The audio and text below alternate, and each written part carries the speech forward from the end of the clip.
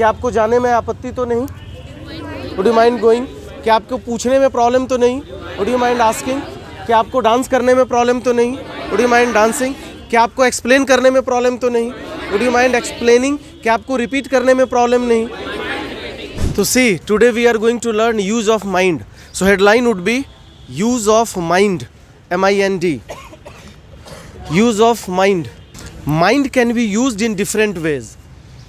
If I ask you what does mind mean, mind का मतलब क्या होता है, तो mind का सबसे पहले जो मतलब निकलता है that is दिमाग, है ना, कि mind. तो mind अगर दिमाग होगा तो it is noun. mind को अगर आप दिमाग समझते हैं तो ये noun की तरह काम करता है. जैसे my mind is filled with lot of ideas. My mind is filled with lot of ideas. Here mind is noun. लेकिन नॉर्मली जो हम अपने बोलचाल की भाषा में बात करते हैं that is mind is verb, और it is considered negative. Mind को हमेशा नेगेटिव समझा जाता है, मतलब वो नेगेटिव ऑप्शन देता है. तो पहला एग्जाम्पल्स लिखें कि mind works as a noun. Example is my mind is filled with lot of ideas. My mind is filled with lot of ideas. तो यहाँ पर जो माइंड यूज होगा वो नाउन की तरह यूज है. माई माइंड इज, तो माई के साथ आप माइंड लगाए हैं तो माइंड यहाँ पर नाउन की तरह यूज है. लेकिन जो मुझे मेन बताना है आपको, I want to discuss that is mind as a verb. तो दूसरा आप लिखेंगे माइंड एज अ वर्ब. जो माइंड का यूज हम करेंगे या सीखेंगे that is mind as a verb. Mind का यूज आप वर्ब की तरह कैसे करेंगे? लिखिए, it can be used when you care about something, when you ignore something, when you are concerned about something, when you care about something, ignore something, concerned about something. मतलब हिंदी में जब आप किसी चीज़ को केयर करते हैं, जैसे आप किसी चीज़ को केयर करते हैं, केयर मतलब ध्यान रखते हैं. जब आप किसी चीज़ को रिफ्यूज़ करते हैं, मना करते हैं, आई डोंट माइंड. केयर का मतलब क्या है? जैसे मान लो कोई बंदा चल रहा है और उसको हमको बोलना है ठीक से चलो. हिंदी इज ठीक से चलो, mind your steps. Mind your steps means मान लो पानी है, वो पानी में चल रहा है या साइड से चल रहा है, तो वहाँ पर उसको हम केयरफुल होने के लिए करेंगे माइंड योर स्टेप्स. कई बार क्या होता है, ceiling is low. Ceiling is low मतलब डोर इज़ शॉर्ट और हमको बोलना होता है ठीक से, माइंड योर हेड. इसको भी लिखिए, माइंड योर हेड. तो यूज़ दीज सेंटेंसेस.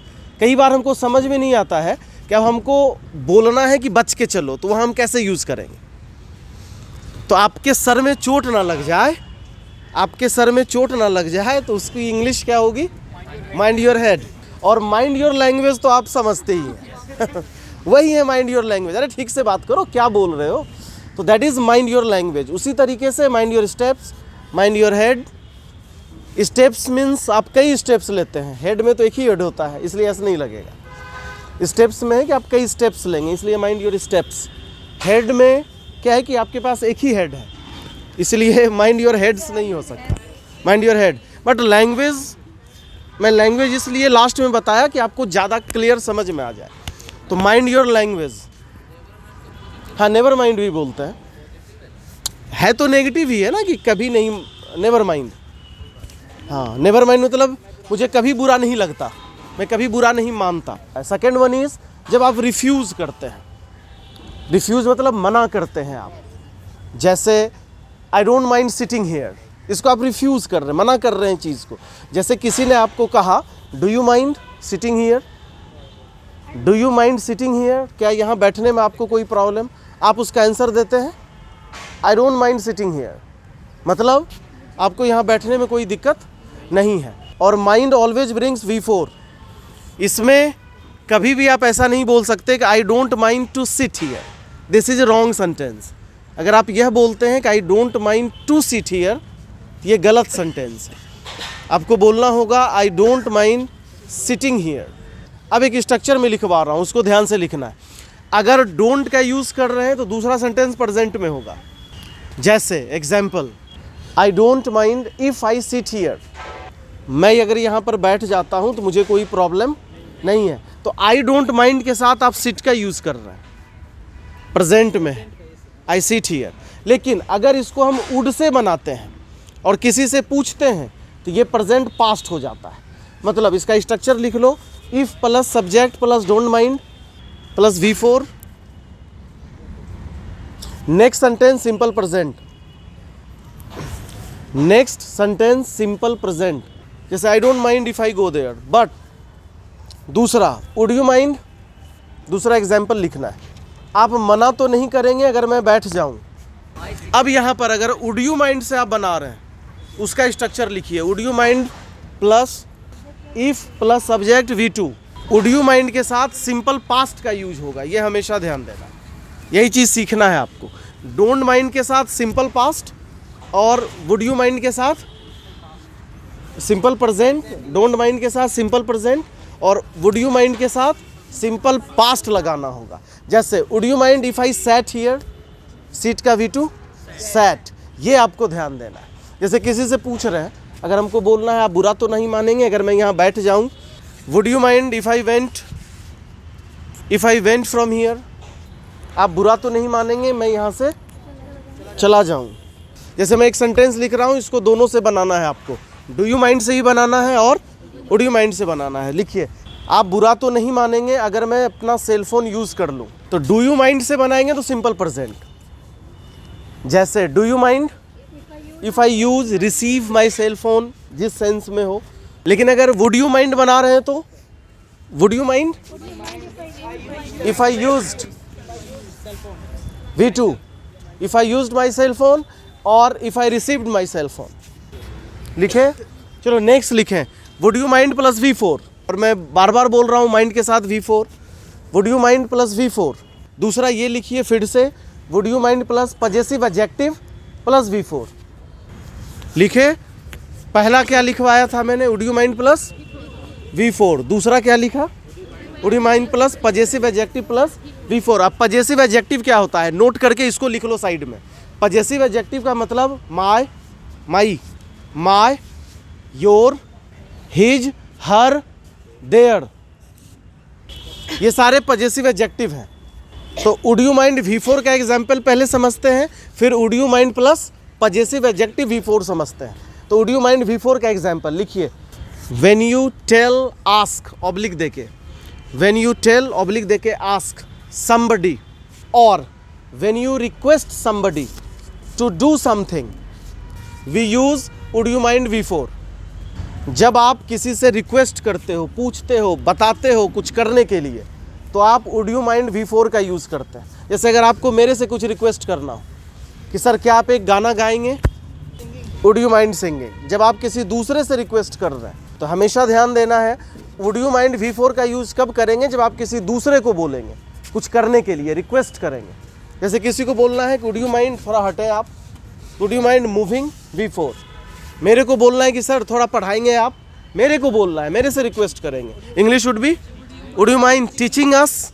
एग्जाम्पल लिखिए, would you mind singing a song for me, would you mind dancing, would you mind turning on the TV, would you mind sitting here, यहाँ बैठने में आपको दिक्कत तो नहीं।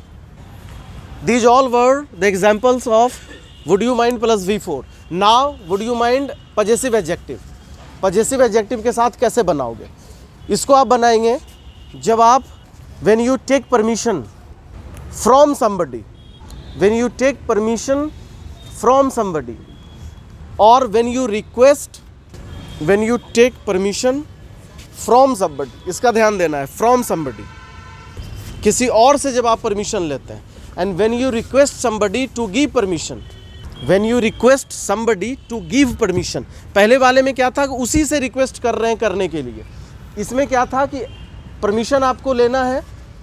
Permission लेने के लिए जब आप रिक्वेस्ट करते हैं तो would you mind possessive adjective का यूज़ करते हैं। एग्जाम्पल, क्या आपको मेरे डांस करने में प्रॉब्लम तो नहीं, क्योंकि इसमें डांस करेगा कौन, मैं, परमिशन आप सामने वाले से ले रहे हैं। इसका एग्जाम्पल लिखिए, would you mind my asking question, would you mind my asking question. अब जैसे मान लो आप क्वेश्चन आंसर राउंड फेस करते हैं, यहाँ सामने कोई खड़ा है और आप चाहते हैं कि आप क्वेश्चन पूछें, मैं पूछूं, तो would you mind my asking, क्या मैं पूछूं, that is possessive adjective. Would you mind my asking questions? अभी किसी को जाना होगा, लेट हो रहा है, सर मेरे जाने से क्या मैं जा सकता हूँ? क्या बोलोगे English? Would you mind my going? मेरे जाने से आपको दिक्कत तो नहीं है? अभी जैसे मान लो बस में, ट्रेन में यू ट्रेवल और आपको थोड़ा सा सीट दिखता है और आप बोलते हैं भाई साहब यहाँ बैठ जाएं, इसके English would you mind my sitting. मतलब किसी दूसरे को बिठाना है तो माई का यूज नहीं, वुड यू माइंड सीटिंग, यहाँ बैठ जाइए, दूसरे को बिठाना है तो। और किसी और के लिए, खुद के लिए परमिशन लेना है तो पजेसिव एडजेक्टिव का यूज करना पड़ेगा आपको। और अगर बैठने से पहले उसको ये बोलना है कि थोड़ा आप खिसकने में दिक्कत तो नहीं, इंग्लिश हाँ मूविंग। इसमें यह नहीं आप बनाएंगे would you mind my moving तो बोलेगा चले जाओ बाहर, जगह तो ही नहीं। आपको उसको हटने के लिए बोलना है, उसके लिए आपको बोलना होगा कि would you mind moving and would you mind my sitting here. तो पहले उसको खिसका लेंगे, उसके लिए V4 simple, would you mind moving, थोड़ा सा खिसकेंगे, फिर अपने लिए permission, would you mind my sitting here. Don't mind, doesn't mind V4। जैसे मुझे जाने में कोई प्रॉब्लम नहीं है, एग्जाम्पल इज उसका लिखे आई डोंट माइंड गोइंग। मुझे जाने में कोई प्रॉब्लम नहीं है, आई डोंट माइंड गोइंग। मुझे तुम्हारे जाने में कोई प्रॉब्लम नहीं है, I don't mind your going. दूसरा एग्जाम्पल, आई डोंट माइंड के जगह पर हम इट डजंट मैटर का भी यूज कर सकते हैं, तो वो आप ऑब्लिक देके वहाँ लिख सकते हो, आई don't mind it doesn't matter का यूज कर सकते हैं। इसलिए बताना ज़रूरी है कि इट डजंट मैटर भी आप यूज़ करते हैं। तो कई बार आई डोंट माइंड के जगह पर we can use it doesn't matter. जैसे एक एग्जाम्पल में लिखवा रहा हूँ, लिखिए I don't mind if I sit here, I don't mind if I sit here, it doesn't matter if I sit here.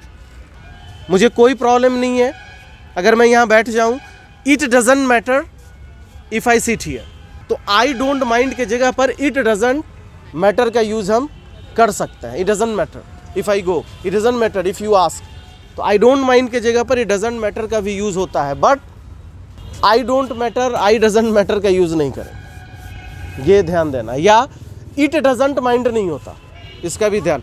It doesn't matter होगा लेकिन it doesn't mind नहीं होगा, इसका आपको ध्यान देना। चलिए प्रैक्टिस कीजिए, बोलिए कि आपको जाने में आपत्ति तो नहीं, वुड यू माइंड गोइंग?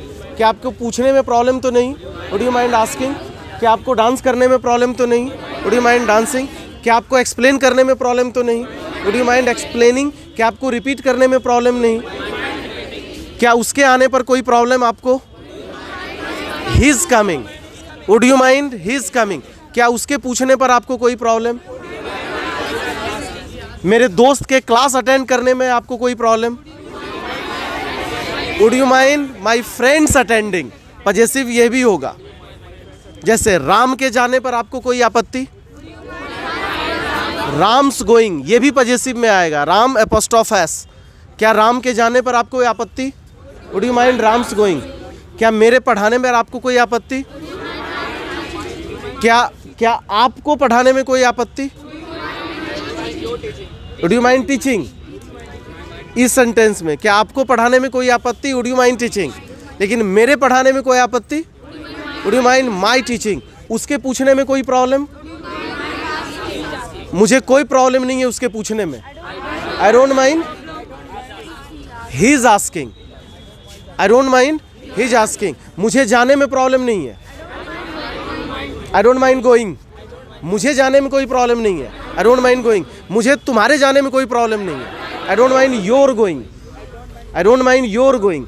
मुझे सर के डांटने में कोई प्रॉब्लम नहीं है, I don't mind sir's scolding, apostrophe लगेगा सर, सर्स।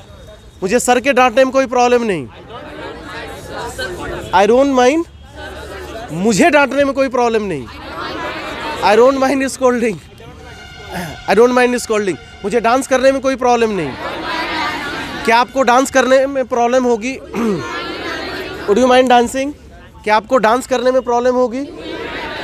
क्या आपको मेरे डांस करने में प्रॉब्लम होगी? और इसका जब आपको अक्सर जब ऐसे पोलाइट क्वेश्चंस होते हैं हम लोग आंसर देते हैं बिल्कुल नहीं। जैसे वुड यू माइंड गोइंग, इसको भी लिखोगे no, not at all. Not at all की आदत डालनी है, यस आई डू। अगर प्रॉब्लम है तो आंसर दोगे यस आई डू। जैसे कोई आके पूछ रहा है डू यू माइंड मूविंग, आप बोलेंगे यस आई डू। मतलब प्रॉब्लम है। और नो अगर बोलना है नहीं, बिल्कुल नहीं, तो नो, नॉट एट ऑल।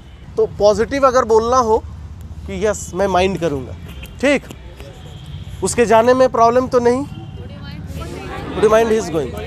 मुझे आपके जाने में प्रॉब्लम नहीं है, मुझे आपके पूछने में प्रॉब्लम नहीं है,